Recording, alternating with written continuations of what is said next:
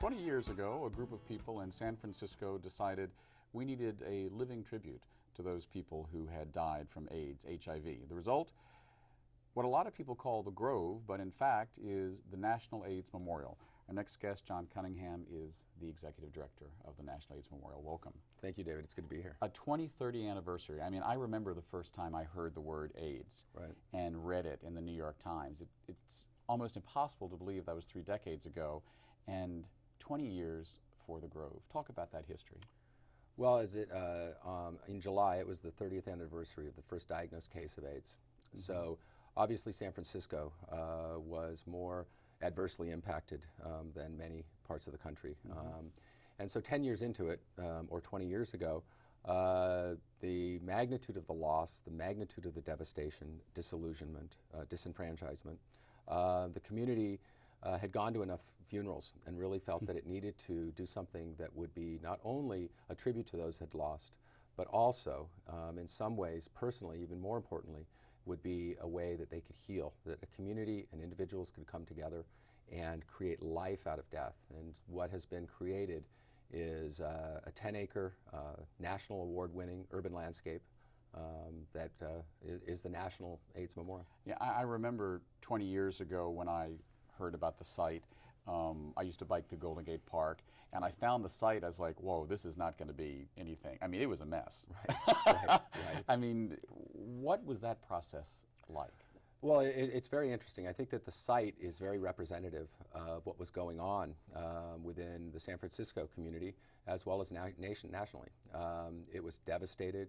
It was a derelict site. It was completely overgrown and unwanted. And as a result of this year... A lot like people living with AIDS at that... Correct. Yeah. Shunned. The silence equals death. People didn't want to talk about it. And this year, on our 20th anniversary, we will have achieved over 120,000 volunteer hours. And the Grove has been transformed, not only landscape, but the lives of those that have come there month in and month out. The third Saturday of every month, as we have for 20 years, between 100 and 150 individuals come together, work, till ground, improve that landscape, meet individuals that they would not necessarily have met before. It's truly a model for not only what can be done out of tough times and the best in humanity, but it's also a model that the public-private partnership, as you said, the city and county of San Francisco took a great risk 20 years ago. They gave part of Golden Gate Park, the crown jewel of this park system and one of the greatest parks in America, to an organization that they didn't know anything about. Right. Now, by being called the National AIDS Memorial, I assume that means you're just rolling in federal dollars, right? Oh, right. Right. 20 years ago, the battle for funding to support research, to support those that were still living and suffering and struggling was very difficult. And so the organization 20 years ago made a conscious decision that we would not take any public funding.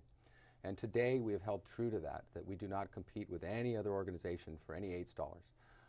We do go after green dollars or green space and park dollars because that's what we are in that sense. But it's been a conscious contact.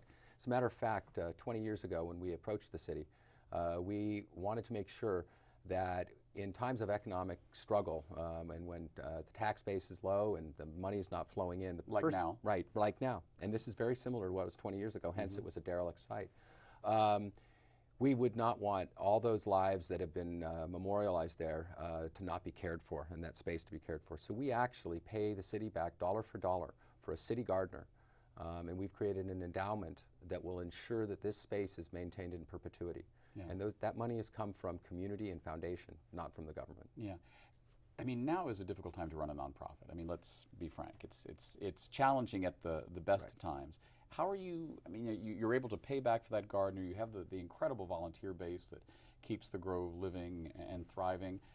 How do you pull it all together during the midst of this awful recession, which is still ongoing?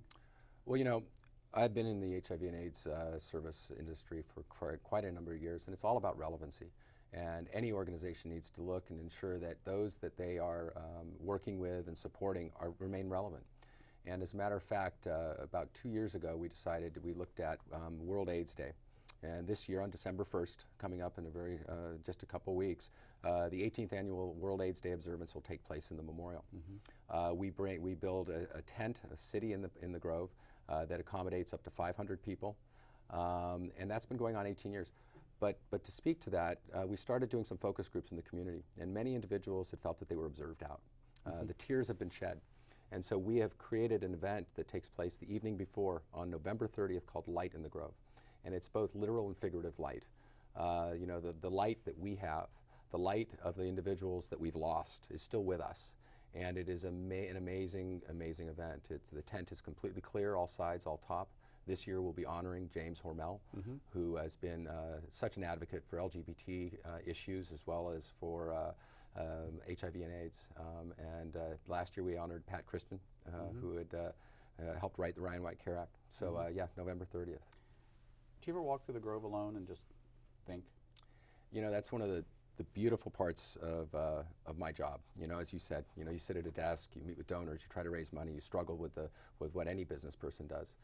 The beauty of this job for me is that I have the ability to have a spiritual experience and to sit and to contemplate that space and to just sit there and meet people that are coming through. Last night I was at an event that was sponsored by Apple regarding the film, The Grove, that will be airing during the entire month of December on PBS. And there was a gentleman there that was from Tongo, and he talked about the fact he saw this was going to happen and that he had ushered friends out years ago in great prejudice in that country. So he is coming to the Grove this weekend for Workday. Do you ever get discouraged by the funding climate we're going through now? No, because I have, you know, I have a lot of faith in the donor population of the community. And you know, the fatigue that's out there in general does make it hard. But it really comes down to this community, San Francisco specifically. People see the value of this. We have, you know, to stay relevant, we've created a youth education and awareness program. This year we will be handing out at World AIDS Day 8 college scholarships to the next generation. And it's those kinds of things that continue to re-engage donors. Yeah, that's the second time you've mentioned that word, relevancy. You know, I remember coming to San Francisco 25 years ago and literally seeing the signs in the window in Cliffs and in Castro, and you know, then relevancy was about saving people's lives or keeping people alive, or even then, you know, how to keep yourself safe when there wasn't even a test. Right. How do you make a generation of people who are now in their late teens and 20s feel that a memorial is relevant to their lives? I mean, the college, I mean, those are all great things, but do you ever wonder sometimes, how can I convince these people that AIDS is still a deadly disease? Well, you know, as the National Memorial to HIV and AIDS, any memorial is a marker in history. And the very unique thing about this particular memorial that I challenge anybody to think about is this memorial was built during the loss and continues to be built during the loss. Most memorials, you know, Vietnam, Pearl Harbor, the 9/11 memorial, all those events happened and are done and they get built years later. So the fact of the matter is bringing youth and talking about what happened then and what's happening now, also sharing with them the fact that the Grove is but one representation of what's known as the San Francisco model of care. And back to, you know, 20, 25 years ago when the ambulance wasn't coming. And the city needed to stand up, and the citizens stood up, and they created, you know, 30 or 40 agencies. You know, whether it was helping with pets, whether it was helping to feed, whether it was helping with benefits, or whatever it is. And that's really the story.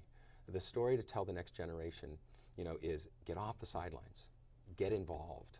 You know, get involved in your community, and you can build things such as this memorial that are a national award-winning memorial. Right. Now, this is the National AIDS Memorial, That's but correct. I would imagine in the same way that, you know, the AIDS Memorial quilt, which came also out of San Francisco, and I think after a while people began to get fatigue. It was like, I can't cry anymore.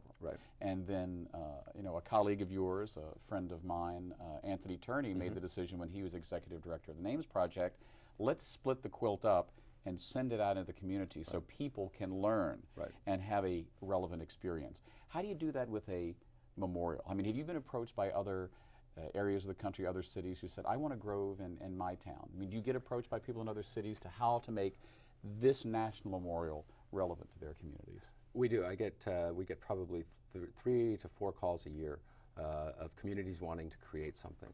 And the model that we did is it's a matter of first getting your community involved. And if you've got the groundswell of grassroots engagement, but with that brings up an interesting question, because we are looking at actually exporting not only the model, but actually exporting the physical space, whether it be the redwood trees that grow and the saplings that grow, is actually starting smaller memorials around the country where people can actually take part of the national memorial and create a local memorial. So I mean, literally you would take like a sapling? Literally, yes. That's a wonderful idea. Similar to the Anne Frank tree Yes.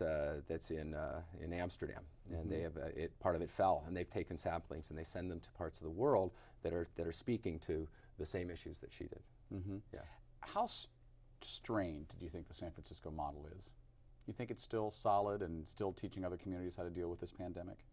I do. I think that because of the funding issues, and the pie only has so many slices that can come out of it, and I think that it's incumbent upon organizations and the boards that run them to know when perhaps the time to have some consolidation, where there are redundancies of services, because the potential could be is if organizations don't come together and work together, that they all may perish. Because the Ryan White Care Act is only consolidating money into certain areas, and they're not going to fund multiple programs doing the same thing. So I think that the response is still there. The level of need is not necessarily there as it was 25 years ago, and that's a blessing because we've got medication that are allowing us to continue to move on and live full and productive lives and have a manageable fatal disease. What was your best day working with the National AIDS Memorial, and your worst? Probably the best day is 20, 25 years ago when we were losing teenagers, 18, 19. If you look at the people that were dying, it was that age demographic, 19 to 26, in the prime of their youth. Many families had shunned them and lost. So seeing, and it happens, it's not a single time, it happens year in and year out, and it happens at the time that we do the engravings in the Circle of Friends, which just happened 2 weeks ago.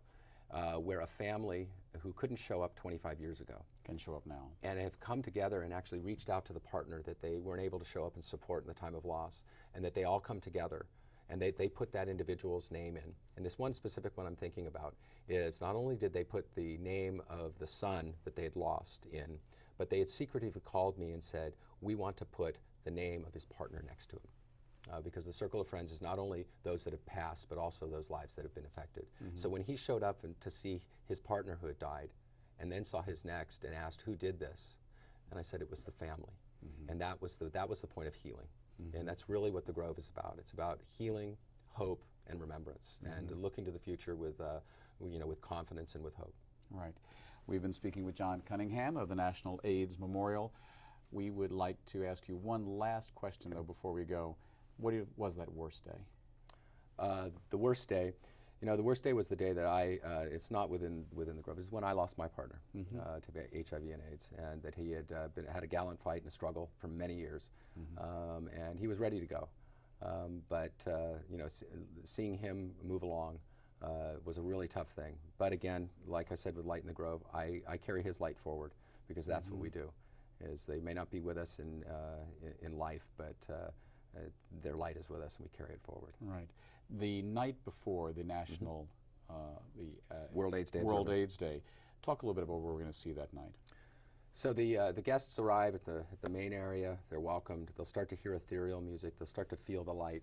They come down the path to the Circle of Friends. And they'll have their own candles. They'll have yes. There are ushers that hand them the candles. So it is literally a creation of light. They create the light, and they're engaged. And then there are acrobats in light suits, and it's just amazing. We'll see you there. All right. Thank you very much for watching 10%. I'm David Perry. We'll see you next week.